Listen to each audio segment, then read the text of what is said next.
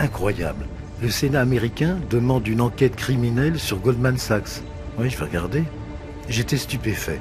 Goldman Sachs, une banque si prestigieuse qui influence les financiers du monde entier. The once untouchable financial firm is now on the receiving end of a subpoena from the Manhattan DA's office.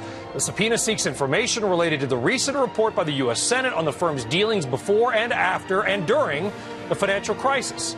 C'est l'énorme rapport du Sénat américain accusant Goldman Sachs qui a déclenché l'enquête du procureur. Ils sont 35 000 dans 32 pays à travailler pour Goldman Sachs. Et leur siège est ici, à New York, et j'étais impatient de voir à quoi cela ressemblait.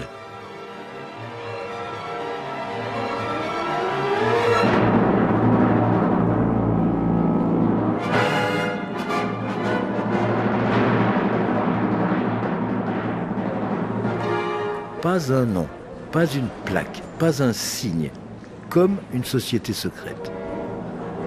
Les employés et même les anciens sont tenus au secret. Officiellement, Goldman Sachs est une banque d'affaires. Et quel genre d'affaires?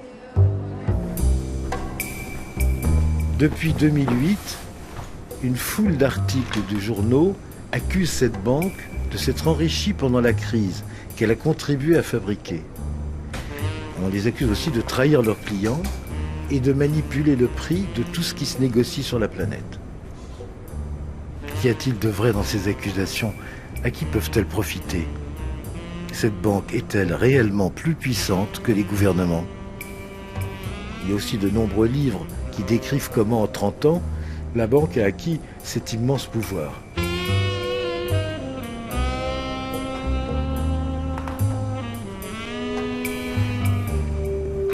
Voici ceux que nous allons rencontrer. Ils sont sénateurs, écrivains, financiers, journalistes, banquiers et ont eu l'amabilité de nous éclairer.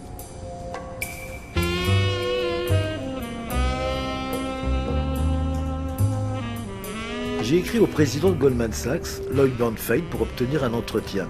En attendant sa réponse, je lis Business Insider, un site sur Internet. Au moins 2 fois par semaine, ils écrivent des articles sur Goldman Sachs. L'une des journalistes est Katia Vachtel. Elle vient d'Australie. Je n'ai vu qu'une petite photo d'elle, mais cela devrait suffire pour la reconnaître.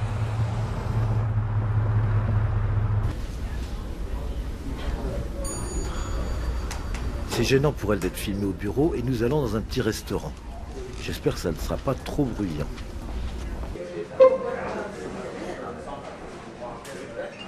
How many articles did you write? 50 to 100 articles about Goldman Sachs, and I update them constantly, so it could be more than that, but I think it's about that many. They're the bank that everybody wants to know about. They're the bank that everybody wants to read about. So How come? I think it's because they're the best at the moment, although that's also up for debate. But over the past decade, at least, they have been the #1 bank. And I think that when you're #1, people are interested. There's something about the power. It's sexier. So the man on the street can't understand why Goldman would sell a product and then hedge against it. But if you're in the banking world, if you're in finance, it's totally normal. Just because something is, we feel ethically wrong, or we can't understand why anyone could do that, doesn't mean that within that industry, amongst the people who know, it's common, it's what they do. Goldman Sachs is certainly guilty of something, but I don't believe for a second that they're more guilty than other banks. I think that they're a scapegoat often, and that annoys me because I think that people don't delve into the activities of other banks as much. I think people are less willing to look at the activities of other executives or employees at those banks, and I think there's a reason Goldman's looked at. I just think that a lot of the time it's unfair, and if you went into the back offices of those other banks, it would look really ugly too. There's always a gap, I think, between moral and legal. And I think that that's something that the government and prosecutors are constantly trying to chase. And they're going to create a new law and they'll create new regulation. The banks are smart. The bankers are incredibly intelligent. They come from the best schools in the country. They know what they're doing. They'll get around it. Tu as eu des nouvelles de Goldman? Oui, le service de presse de Goldman vient d'appeler. Pas de rendez-vous avec le président, ni avec personne d'autre. La première chose que l'on apprend lorsqu'on commence à travailler chez Goldman Sachs, c'est qu'on ne parle pas de Goldman Sachs. Je poursuis l'enquête avec John Cassidy, un journaliste du New Yorker qui suit l'activité de Wall Street depuis 20 ans. John Cassidy compare le secteur financier au monstre que Frankenstein avait fabriqué et qui lui avait échappé. Je lui ai demandé de m'expliquer ce qu'il avait appris en observant les banques d'affaires comme Goldman Sachs. Well, it turns out banks weren't banks, were they? I mean, that's what we've discovered. You're thinking of a bank as somewhere where you put your money on deposit and they give you a low return, perhaps 1%, perhaps 2%. You go back at the end of a couple of years, you take the money out. That's what banks were for 200 years. The banks you're talking about today are not banks in that sense at all. They're largely sort of speculative machines. They take the money that you put in there, but that's only part of what they've got. They also raise money on their own behalf. They issue their own bonds to scale up their investments, and then they invest in all sorts of things. Banks also now gamble, i.e. speculate, on their own account. They've turned into what are called investment banks, Wall Street banks. So the big French banks, for example, the big German banks, they have a subsidiary inside them which to all intents and purposes is just the same as Goldman Sachs or Morgan Stanley. It's a Wall Street investment bank stuck inside what is supposed to be an old-fashioned retail bank.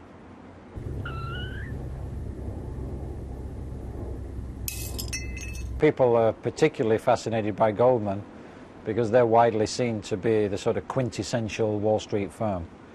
For 10, 20 years they've been seen as the number one firm. They hire the smartest people. They make the biggest profits, highest returns on equity, as they say on Wall Street. And they also have this incredible record of producing people who go on to higher office. So they're very close to people in government, not just in the US, but in the UK and other parts of the world.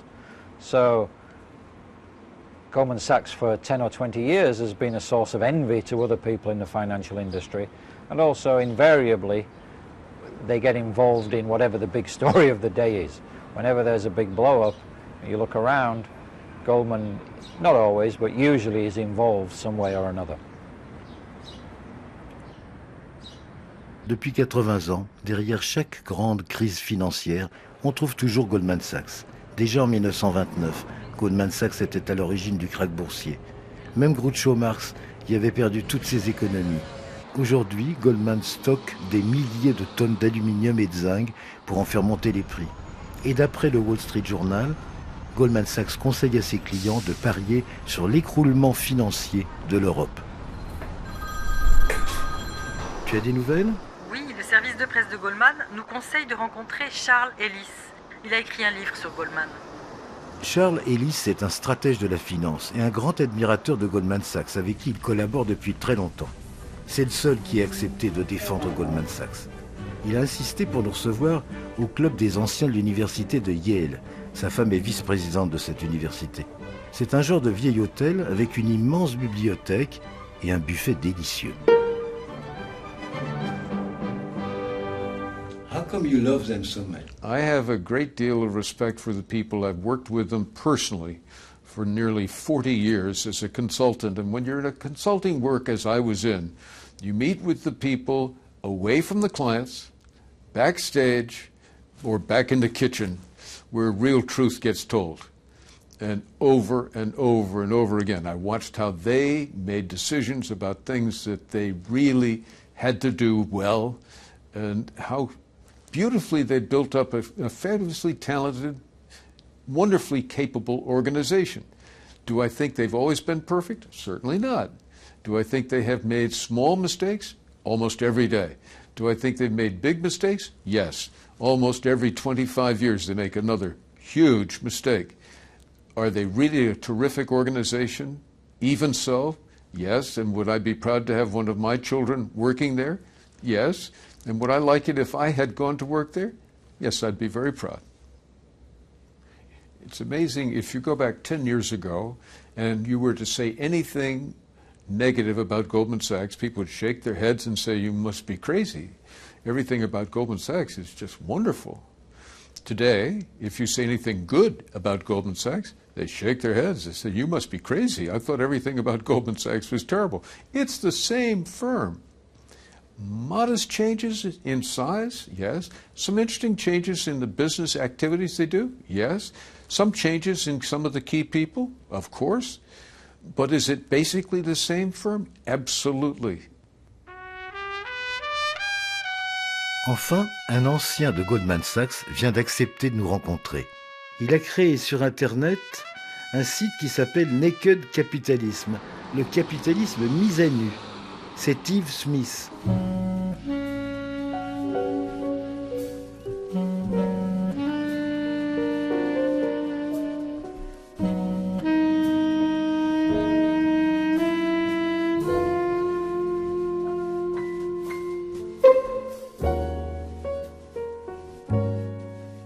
En arrivant, surprise, Yves Smith est une femme. Yes. Connaissant bien le machisme des financiers, Suzanne Weber a pensé qu'elle serait plus crédible en prenant un nom masculin. The big change in behavior started in the 1980s, although really the foundation was set in 1970. All the firms used to be partnerships. The New York Stock Exchange rules required the firms to be partnerships. And if you're a partnership in the United States, you can lose all your money. In general, corporate America was much more conservative and proper. I mean, even though there was still bad behavior, there was some notion there were limits to the bad behavior. En 1999, révolution. Goldman Sachs a besoin d'argent et se vend par action à la bourse. Maintenant, les gestionnaires ne sont plus responsables personnellement si la banque perd de l'argent. C'est la raison profonde du changement de comportement. Et au même moment, les lois qui obligeaient les banques à une certaine prudence sont supprimées par le président Clinton. Avant, on appelait Goldman Sachs la tortue, tellement la banque était prudente. Aujourd'hui, on la traite de vampire. What happened from the 1980s and much more in the 1990s was first in the 80s, the bond business grew to be much more important. And that continued into the 1990s. And it became much more important and much more profitable. Riskier too, but bigger and more profitable. The second is that the derivatives business grew up. And the derivatives business is very lightly regulated. And that started becoming a very big business in the 1990s. And so these two areas that were very profitable and where the regulations were very low, and suddenly were making a lot of money, meant that you had traders become more important. And traders are predators. I mean, traders will take whatever they can from somebody else. You know, they operate by a kind of rule of the jungle, that everybody out there is, you know, if somebody is foolish enough to buy something at a bad price, that's their problem. And so you have, as these people become more powerful in the firm, that mentality starts to drive the firm more than it used to. I mean, for example, at Goldman, the traders call the people on the investment banking side socialists because they get paid on a team basis. Everything is backwards. You know, finance is supposed to be about, you know, first thing, it's supposed to be a service business. It's supposed to support industry, and it's supposed to help the economy grow. And therefore, you know, they shouldn't take too much. You know, if they take too much, it's no longer a support, it's more like a parasite. But then now we have the second problem, that it's much more profitable to destroy rather than to make money, if you in the normal fashion. Does Goldman Sachs have any influence of the United States government? I think you'd be crazy to think that they didn't. The question is, how much more influence do they have than other players? There's good reason to think they have quite a lot. I mean, you obviously have all these famous names that have had very prominent government positions. Of course, you've got, you know, Bob Rubin and Hank Paulson being the most famous. Robert Rubin, qui dirigeait Goldman Sachs, est devenu le ministre des Finances de Bill Clinton.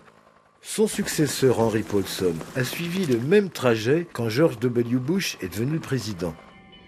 En 2008, Henry Paulson a organisé le plus grand sauvetage de banques jamais réalisé et a veillé à ce que Goldman Sachs en profite largement.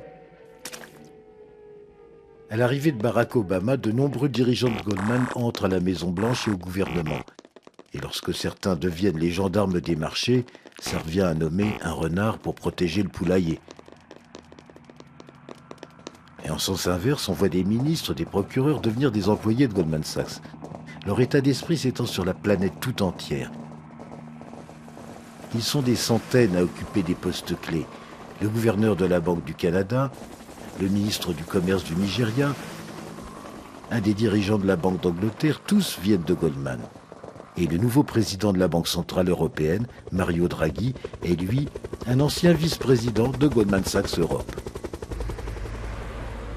Je viens d'apprendre qu'un groupe va essayer de manifester à l'intérieur d'une banque. Une banque qui fait de jolis bénéfices et ne paie pas d'impôts.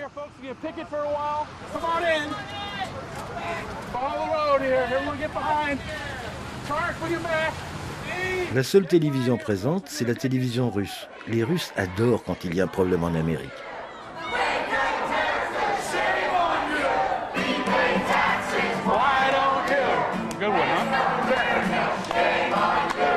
People are dying all over America and all over the world because of these financial institutions. They are making billions from the wars. Feed the poor, not the war. That's great. J'aimerais rencontrer les journalistes du New York Times qui, les premières, ont averti des fraudes de Goldman Sachs. Gretchen Morgenson termine d'écrire un livre, mais Louise Story accepte de nous rencontrer. C'est grâce, ou à cause de ces deux journalistes, que Goldman Sachs a été condamné en 2010 à payer une amende de 550 millions de dollars pour avoir abusé ses clients. Et aussitôt, l'action de Goldman Sachs a baissé de 15%. How do you feel when Goldman Sachs says that their share might go down because of you and other journalists? Goldman shares do not go down because of journalists or stories or articles. They go down because of things that Goldman does or because of things that the government does. What we do is we tell the stories and we look for the facts. When the financial markets ran into grave trouble, there wasn't enough money for everyone. And what you saw at Goldman, as well as some other banks, is you saw them make some decisions that benefited Goldman but did not benefit their clients. And it occurred in all different sorts of ways. So one way that it occurred was with a hospital in Pittsburgh. And that hospital had bought something called auction rate securities from Goldman. And these are basically short-term investments that are supposed to roll over in auctions all the time. But that market dried up at the beginning of 2008, and Goldman was actually the first bank to pull out, helping it to dry up. But one of its customers was a hospital in Pittsburgh, and that hospital had asked Goldman months before, should we leave this market? And Goldman said to stay. And then when the market dried up, that customer alone was left to bear the loss. At the same time that Goldman was marking down these mortgage bonds, Goldman had its own position, its own negative bet on the mortgage market. Its customers did not know that Goldman was not a neutral broker. The more it marked its customers down, the more that short negative bet benefited Goldman. At the end of 2006, they had a big long position, which means Goldman was betting on the future of the housing market. And in the beginning of 2007, it was very hard to get rid of all of that position. They got rid of a lot, but they could not get rid of all. And so what they did was they built what they called the Big Short, which was a big negative bet that helped offset a lot of that long. And in 2007, it led to a substantial profit for Goldman. Now, Goldman would point to some losses in 2008, but I've been told by a lot of my sources that then they made profits on it in 2009, and they won't release those numbers. But the bottom line is Goldman had a big short. Other banks did not have the big short. Other banks spiraled and suffered and bled, but Goldman survived strong and much better because of this negative bet that they put in place even while their customers suffered. je voulais aussi lui parler d'AIG, la plus grosse société d'assurance du monde qui avait fait faillite. Quel était le rôle de Goldman Sachs? Est-ce que Louise le savait? To me, every story I read...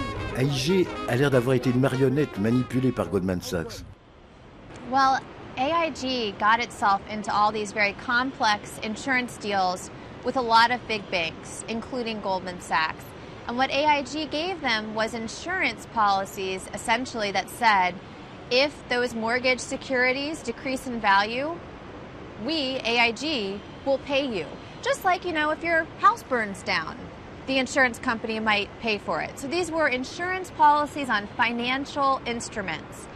And what happened, of course, is the mortgage securities did collapse. And as they collapsed, Goldman was the first and foremost to demand all this cash from AIG. It was saying, give us more money, give us more money. These are going down in value. Remember, at the same time, Goldman had its big short on. So Goldman profited on its short. It demanded cash from AIG. The market did go down. And all of that cash drained the life out of AIG. And that's why in the fall of 2008, the federal government had to bail out AIG. The only thing is, at the time in 2008, it was kept a secret that all that money went to the banks. It only came out later that this had been sort of a backdoor bailout to the banks through AIG. And in fact, if Goldman was really so smart, they should have realized that hurting AIG really was going to be very destructive, and it was also going to hurt all the other banks, which would in the end hurt them. How could they be so short-sighted, if they're so smart, as to not understand that trying to, if you're on a sinking boat, everybody's going to sink. And even if you think what you're doing is going to save yourself, what they did basically made the boat sink faster.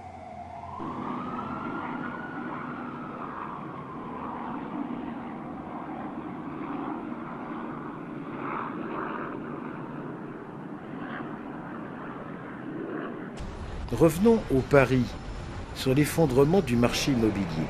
Le scandale était si énorme que les représentants de Goldman Sachs ont été convoqués au Sénat.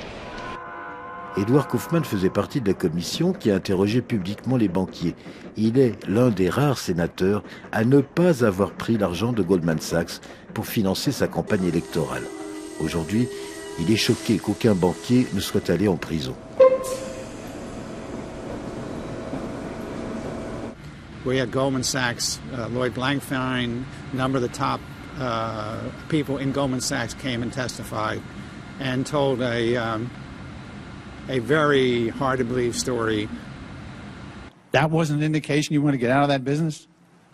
When you tell me get out of the business, Senator, I don't know if I don't know what exactly. But you see, it's hard for the American people to believe that people this smart really never kind of decided that this thing was going south in a big way. Senator, I heard your earlier remarks as well. I think we're not that smart.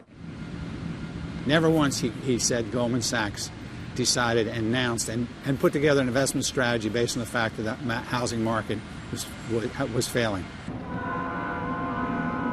If they can be selling an investment to someone and saying this is a great investment, at the same time selling a derivative that would protect them, it's insurance against it. It's like me selling you a car, saying it was great, and as it goes out the door, I'm buying insurance that the car is going to crash because I know the brakes are no good on the car. They haven't put a case together against Goldman Sachs, any more cases, and the fact that not a single person is going to jail is a total complete, frankly, is very, very, very disheartening and discouraging. And so far, we've seen a trend that the regulators are ruling more and more in favor of the big banks, not ruling in favor of just the common person, the regular person, and the investor. And by the way, some of these investors that are getting hurt by this are very rich people. This is not just rich versus poor. Many of the people that are suffering from the high-frequency trading are suffering from the naked short selling, they cover the whole gamut of investors in the United States.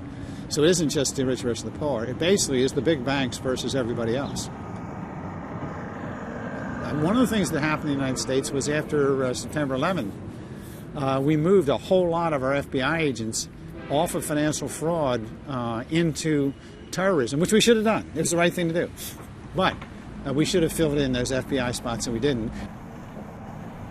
But self-regulation doesn't work. It doesn't work in the financial industry. It doesn't work on the streets. You can't. It doesn't work in sports. Can you imagine in a sporting event if you said, look, you know, the referees are getting in the way. They keep slowing down the game. They're blowing their whistles. What we need to do is we need to get rid of all the referees. Can you imagine what would happen in a football game if, in fact, you put all the referees off the field? I mean, I wouldn't want to be in the middle of that field about 5 minutes into that game. And essentially, that's their argument. The same with the police in the streets. Clearly, what concerns me is that these engineers are putting together machines, computers that operate at such an incredible high rate of speed, and we really have no idea. We have no idea. You hear me? No idea what's going on in these markets because they are trading at such a high rate of speed, and we cannot monitor those speeds. Neither the CFTC nor the Securities Exchange Commission of the United States have the capability to determine what's going on in terms of these high-frequency trading. That is incredibly, incredibly, incredibly dangerous.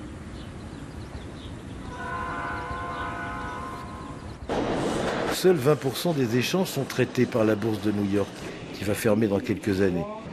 Aujourd'hui, la plupart des transactions sont effectuées en dehors du contrôle des bourses, directement entre les ordinateurs d'une banque à l'autre, en toute discrétion, à la vitesse de la lumière. Et quand le prix du blé, du café, du soja, du pétrole double ou triple, ce n'est plus sous l'effet de l'offre et de la demande, mais parce que Goldman Sachs et ses concurrents utilisent des rumeurs, ou les fabriquent, pour gagner leur pari sur la hausse ou la baisse des prix. Aujourd'hui, Goldman Sachs reçoit ses actionnaires. L'assemblée a lieu dans l'autre tour, celle du New Jersey, de l'autre côté de la rivière Hudson. Plusieurs actionnaires disent que c'est pour les décourager d'y assister. Un garde a menacé de me faire arrêter par la police si je m'approchais, et même certains actionnaires ne sont pas bienvenus.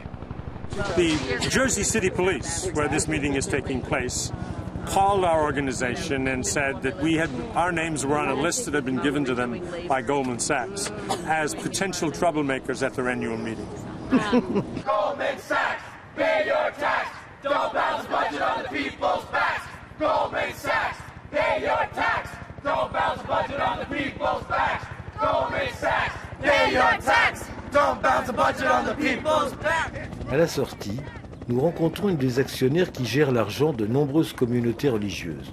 Goldman Sachs executives are among the richest people in the world. And there are 1 billion plus people in the world at the bottom of the pyramid, which means they are suffering from poverty and mainly food insecurity.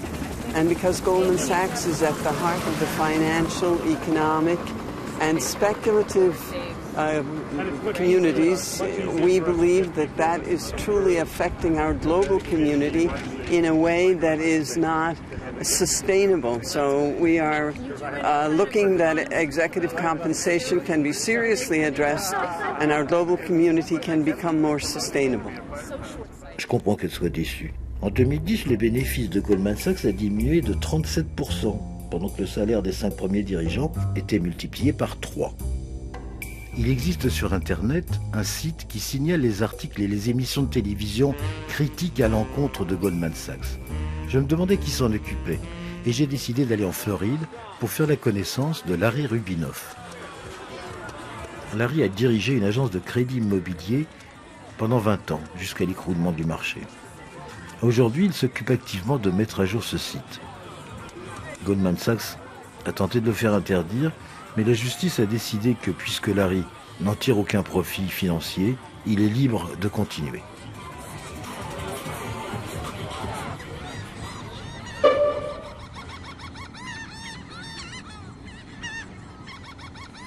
My hair's okay? A little is missing.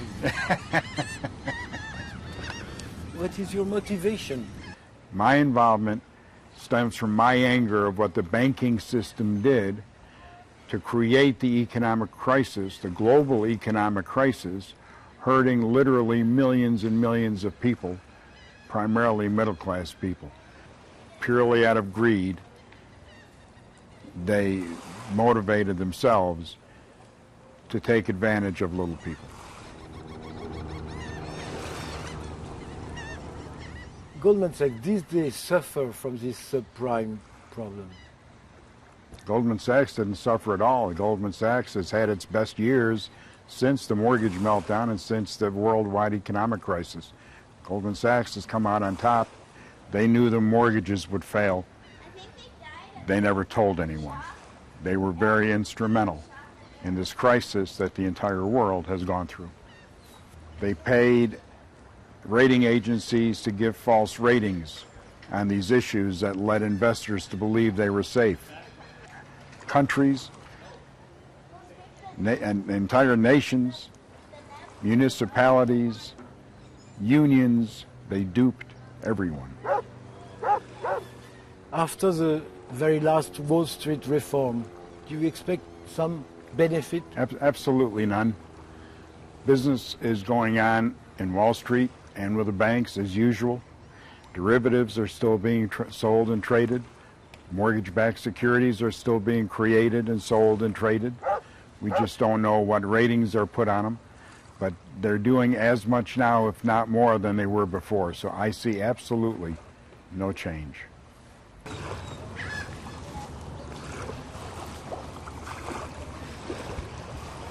How come our Western government are so weak?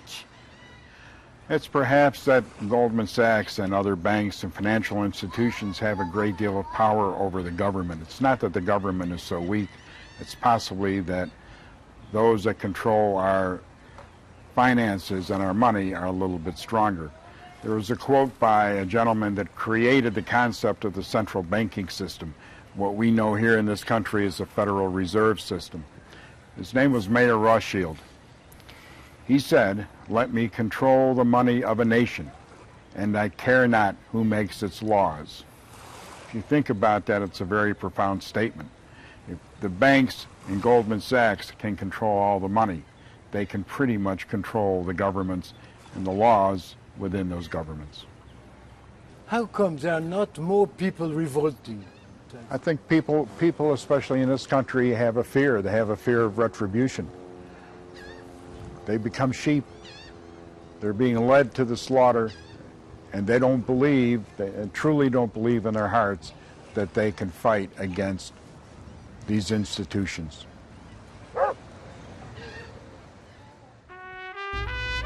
Une surprise m'attendait à New York, mais aucune chaîne de télévision pour le raconter. 2 journalistes, c'est tout. Pourtant, il est rare de voir une manifestation à Wall Street même.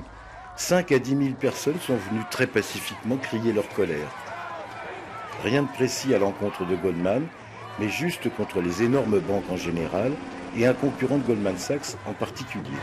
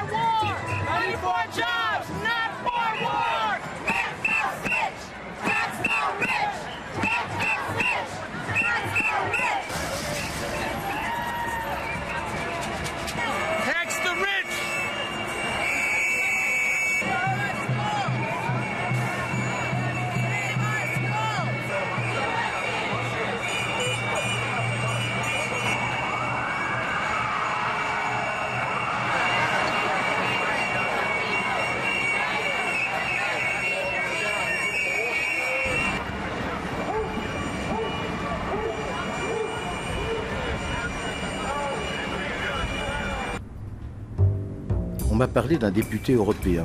Il est scandalisé depuis qu'il a découvert que les experts financiers qui conseillent la Commission européenne sont en réalité des lobbyistes payés par les grandes banques. Goldman Sachs ne contribue en rien à faire en sorte que l'économie fonctionne mieux et au développement des entreprises. Au contraire, ils peuvent gagner énormément d'argent quand les choses vont mal. Bon. Donc tout leur savoir-faire, c'est de bien se positionner. Mais c'est aussi d'influencer les marchés, d'influencer les décideurs, d'influencer les lois pour que les paris qu'ils ont pris se réalisent. Et donc, quand vous avez, par exemple, la possibilité de parier à la baisse de la valeur d'une obligation grecque, si l'obligation grecque baisse, vous gagnez de l'argent. À ce moment-là, vous avez tout intérêt à avoir une sorte de campagne de presse qui dit « Ouh là là, la situation est catastrophique en Grèce, ça empire de jour en jour ». Et vous avez donc d'autres acteurs des marchés qui vont vendre.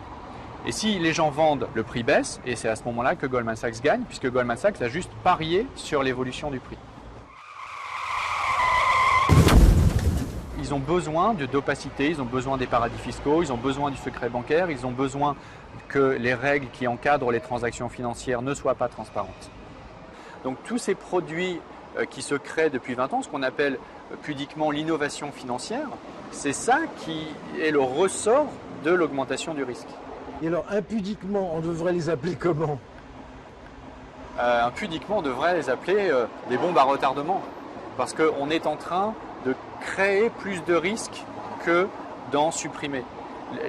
La finance, le lobbying des financiers, c'est de dire on prend en charge le risque, on couvre le risque, on hedge le risque, on arbitre le risque. La réalité, c'est le contraire. La réalité, c'est qu'ils créent plus de risques qu'ils n'en suppriment. En sortant, j'apprends que Goldman Sachs est aussi poursuivi par la Réserve fédérale américaine. En 2009, une filiale de Goldman Sachs, Little Loan Servicing, a expulsé illégalement des milliers de familles. La Fed considère que Little Loan Servicing est coupable de négligence, de pratiques anormales et de comportements fautifs. Pendant des années, Jean-François Guéraud a dirigé des enquêtes contre la délinquance économique. Il vient de terminer un livre sur les crimes financiers. Je lui ai demandé de m'en expliquer le mécanisme. Les banquiers qui distribuaient ces prêts subprime, donc dits prédateurs ou menteurs, savaient très bien que ces prêts, un jour ou l'autre, allaient étrangler littéralement les plus vulnérables de la société américaine. Il y a même une expression encore plus révélatrice et plus ignoble de la toxicité de ces prêts. Les financiers parlaient de prêts à neutrons, par référence à l'arme à neutrons. L'arme à neutrons, c'est une arme qui détruit les personnes, mais qui laisse en place les bâtiments. Donc ces prêts subprime allaient un jour ou l'autre, de manière très consciente et très volontaire, en quelque sorte détruire les ménages américains qui allaient être étranglés, mais laisser intactes des maisons qui pourraient être ensuite rachetées par les banques elles-mêmes. À partir des années 70 aux États-Unis, il y a eu un rééquilibrage ou un renversement de pouvoir entre le monde financier, qui est à New York, à Wall Street, et à Washington, là où il y a les institutions politiques. Petit à petit, la finance américaine a pris de plus en plus de poids dans le système américain et a commencé petit à petit à tenir en laisse le pouvoir politique. Est-ce qu'il y a des gens au-dessus de Goldman Sachs? Est-ce qu'ils ont des comptes à rendre à quelqu'un? On peut penser que l'impunité est criminogène. C'est-à-dire que l'impunité est une incitation permanente à commettre de nouveaux crimes. C'est vrai pour un voleur de banque et c'est vrai aussi pour un banquier voleur. Et c'est tout le problème du système américain. Comme il ne sanctionne pas réellement, il incite en permanence à des comportements au minimum douteux. Or, la dérégulation, au moins quand elle est pratiquée de manière très dogmatique, très fondamentaliste, elle est criminogène. C'est-à-dire qu'elle constitue une incitation permanente à des fraudes et elle crée de manière systématique des opportunités de fraude. La déréglementation est une incitation permanente à la fraude. Qu'en pense une star du journalisme américain comme Dan Rather? Celui qui fut le présentateur vedette du journal de CBS pendant 24 ans continue d'animer des émissions d'information en toute indépendance. À 80 ans, il a toujours un énorme succès. This is the tale of Olga Ooze. Denture paste gave her the blues. Yuck! Until at last she found This is what we have to understand about a company like Goldman Sachs and about Wall Street in general. It is gambling. It is a big casino. But, and this is very important, at the best casinos, you walk in the door, you know you're gambling. However, you have confidence that the casino will abide by the casino rules. No dealing from the bottom of the deck. No having cards up the sleeve. The roulette wheel is an honest roulette wheel. It's gambling, but it's, if there's such a phrase as honest gambling, you know the rules, you know the risks, we know the dice were loaded, we know the roulette wheel was fixed. However, up to and including the time you and I are talking here, I think there's been only one really big Wall Street operator who's been brought to justice on criminal charges. Under our law and our regulations, they've been brought up under civil charges, so they pay a fine. The fine looks big in the paper. X firm pays $100 million. Chump change to these guys. As long as they can only suffer monetary losses, I fear they'll continue to do it. But if you start sending some to prison, and legitimately so, and our government, both Republican and Democratic now, our governments have a lot to answer for. It's inelegant to say so, but what's developed in the United States of America, not this country alone, but it has developed here, is that big government is in bed with very big business, very big corporations, huge international conglomerate corporations, including but not limited to banks. So they're in bed with one another. The big corporations make huge campaign contributions. Footnote, our last presidential campaign, when all is said and done, cost about $2 billion. That's with a B, $2 billion. So while some people give to political campaigns altruistically for the right reasons, by and large, the people who give the money to the politicians to run their election campaigns expect to get something.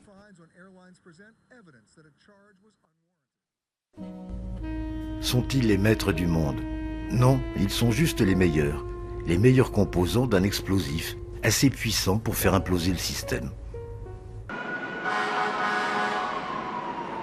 Pour évaluer ce danger mondial, il fallait trouver un homme qui ait suffisamment de recul. Ancien correspondant de guerre, lauréat du prix Pulitzer, Chris Hedges est l'un des rares intellectuels américains à manifester contre les dérives des grandes banques. Il y a quelques années, il a même démissionné du New York Times pour pouvoir mener plus librement ses enquêtes. Sa vision du monde s'étend bien au-delà de la finance.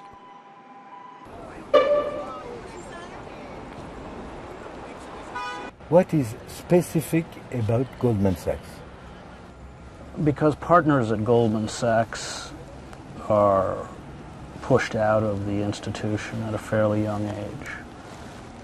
They gravitate into the political system. So there are a huge number of former partners and even heads of Goldman Sachs who have achieved direct political power, and really it is fair to say that it is impossible in this country to vote against the interests of Goldman Sachs. How big is the power of Goldman Sachs? Well, Goldman Sachs has the power to bring down economies, as they have in Greece. It's all about bond ratings. And when they declare a particular government insolvent, the consequences are drastic because they force the government, in order to continue to be able to borrow money, to impose the kind of austerity measures that have crippled Greek society and which are crippling the United States. We're all hostage to this game of speculation. You have seen the Senate hearing. What do you think? Political theater. As soon as the lights go out and the cameras leave, these people all go to lunch. Nobody achieves political power in this country without the backing of the financial sector. Since the collapse of 2008, it is that these institutions are untouchable. We can't do anything to stop them. They have looted the U.S. Treasury and are engaging in the same kind of speculation, casino capitalism that they engaged in before the bubble deflated. wiping out $17 trillion in wages and savings of small shareholders and ordinary Americans. These people are criminals. In the 17th century, speculators were hung. And here, every single institution, from the press to universities, to the courts, to the legislative bodies, to the executive branch of government, dance to the tune that they play. And there's absolutely no way that ordinary citizens can fight back. There is no mechanism within the formal structures of power by which we can fight back. We live not in a democracy, but what the political philosopher Sheldon Wolin calls a system of inverted totalitarianism. And by that he means it's not classical totalitarianism. It doesn't revolve around a demagogue or a charismatic leader, but finds its expression in the anonymity of the corporate state. We're being destroyed financially, morally, politically, and economically. And the institutions that do it, and maybe the crown institution that is doing it, is Goldman Sachs. They know no limits. They turn everything into a commodity that they exploit until exhaustion or collapse, which is why the environmental crisis is intimately twinned with the economic crisis. The death of the American empire is not a tragedy. It's probably a good thing. It's just how we're dying that is so frightening, because we're lashing out like a wounded animal. And, empires, the tyranny empires impose abroad, they always bring home. They always impose at home. Thucydides and Plutarch wrote about that in ancient Athens. Athenian democracy was slaughtered by the Athenians, and we're doing exactly the same thing. Civilizations from Easter Island to the Ottoman Empire to the collapse of Imperial Russia, they always exhaust their own potential and their own resources. The danger is that this time it's global. We bring the whole planet down with us. There is nowhere left to migrate to.